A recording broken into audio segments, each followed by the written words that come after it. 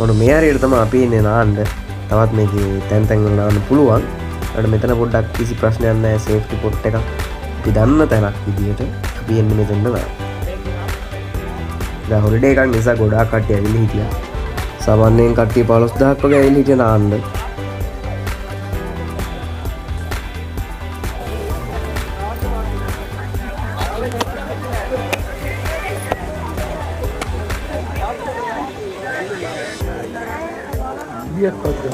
මේ සර්පෙක් කයි බම්බුගේ මාළේ මේක.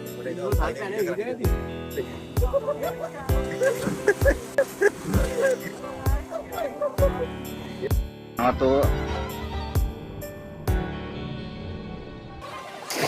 યો මේ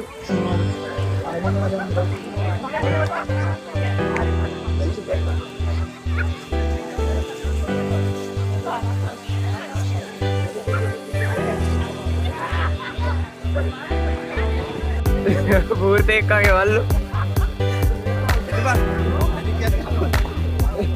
ගිඩුවගේ ඒක හදාගනින් කොම